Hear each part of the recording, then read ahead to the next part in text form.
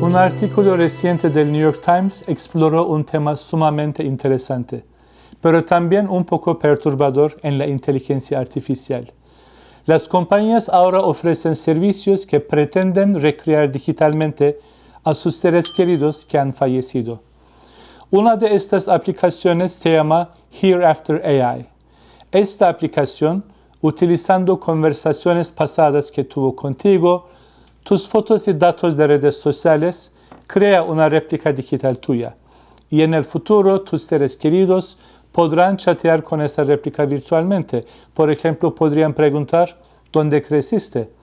Entonces la aplicación mostrará fotografías de la ciudad o el vecindario y la casa donde creciste. Y luego generará una respuesta como esta. Me encantaban los veranos allí, íbamos a la playa con mi hermano. Tal vez tú no usaste exactamente esa frase, pero tu réplica con IA generó esa frase basándose en lo que aprendió de ti.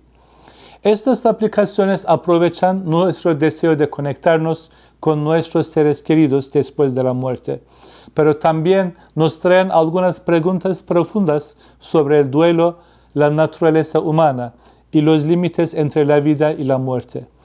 Probablemente hayas oído hablar de las 5 etapas del duelo: conmoción y negación, ira, negociación, depresión y aceptación. Sin embargo, sabemos que el duelo es una marea implacable que nos inunda mucho después de que hayan pasado esas olas iniciales. Cumpleaños, aniversarios y reuniones familiares, todos estos despiertan ecos de lo que hemos perdido.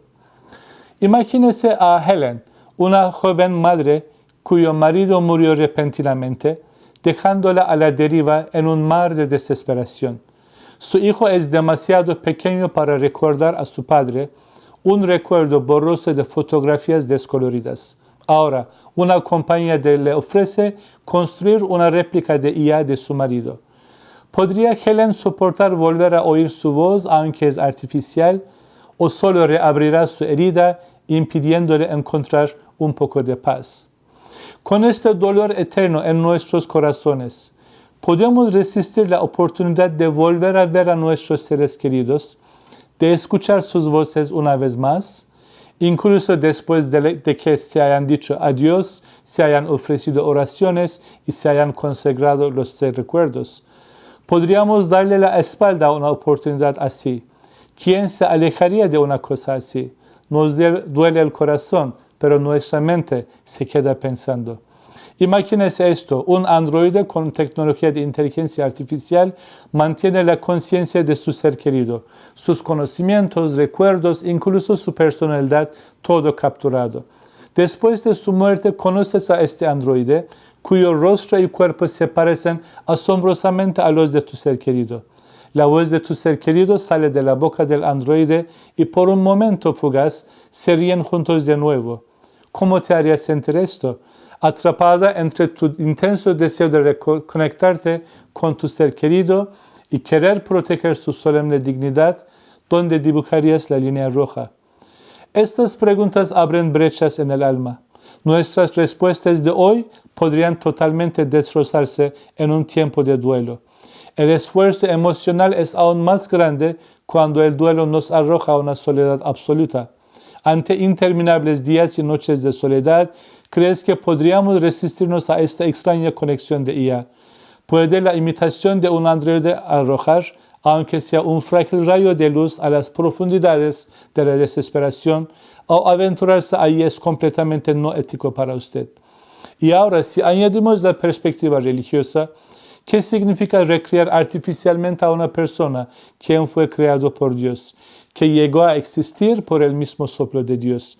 Esta reconexión artificial desafía la naturaleza sagrada de nuestro ser, o podría verse como un medio de compasión divina y amor para un corazón perdido en el dolor. Parece que hay muchas preguntas para las que no hay respuestas fáciles. Como capellán que provee apoyo espiritual, yo he visto cómo cada persona debe encontrar sus propias respuestas. A veces los pacientes me preguntan, ¿por qué estoy sufriendo? Anhelan el consuelo.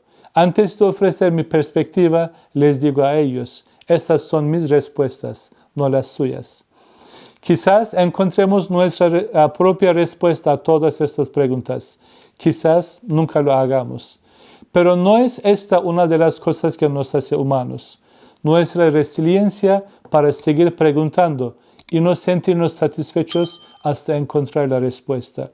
No la respuesta de la inteligencia artificial, sino la nuestra. Gracias por acompañarme hoy. Espero escuchar su opinión sobre este tema. Nos vemos pronto.